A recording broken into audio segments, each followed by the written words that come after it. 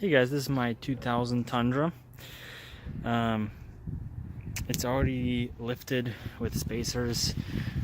That spacer there is around 1.5 inches, and supposedly it preloads and does a 3-inch lift, and then I got my 3-inch lift blocks in the rear.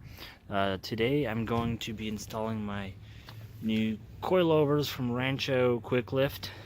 This is not sponsored in any way, but I basically noticed that I had a small leak from the top of my shock coming in from the driver's side, so I figured it's time to switch it up.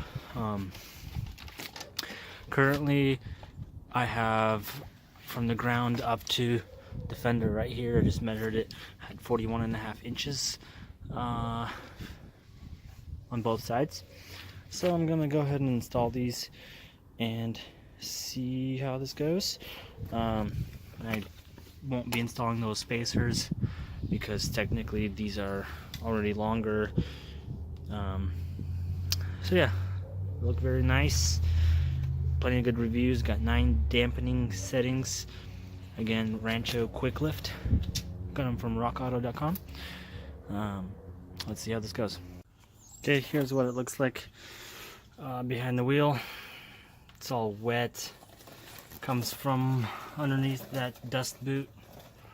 So, I mean, it's got to be bad. We'll compare the two once we have it off. Okay, so now it's decision time. So I pulled the stock ones out with the spacer. I got the Rancho here next to it. And basically this is supposed to be a quick lift. Which means like 2.5-inch lift. But you know, you measure it from the top plate to the end here, it's at 20.5. Top plate to the end here, it's at 20. And that's plate, it's without the spacer, you know. So I know in order to run my 35s, this is why I got the spacers, to lift it more. So with the same, basically same spring size, will it really lift it or not? That's the part where I'm kind of stuck on. So I think I actually need to use these spacers again on the top of these. Not exactly what I was expecting, but let's see. Alright, this is actually like day 2 or 3 now.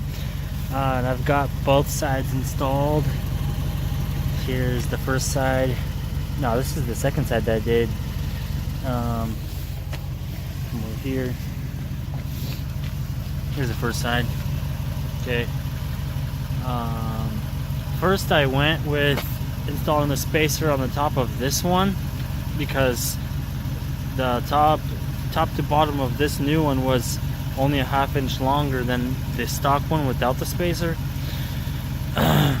But basically I installed it with a spacer. It was way too much on the joint here, and this thing would actually rub on the spring and get kind of caught in between the spring, so it's just way too much angle.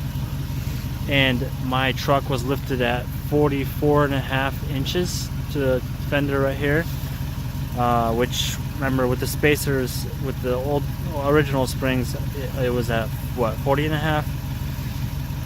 Anyways, right now I took the spacer out of this side and I did both sides, you know, just like this. And I am at 43 inches. So it's right here. So basically from that, I'm getting that my old setup was sagging quite a bit already because it was at what, 40.5, and now I'm at 43. So don't know what's wrong with my old ones or what, but even with the spacers it was at 40.5. So now I'm at 43 and I am happy with that. Nothing is rubbing, everything seems to be good. Now I just have to figure out what settings I would like to use on this dampener. I'll try the other way. Do that. Go to the softest one, I think. It's kind of still not clear to me how to use this. But I'll get it. anyways, that's that. I like it. Looks good. Thanks for watching, guys.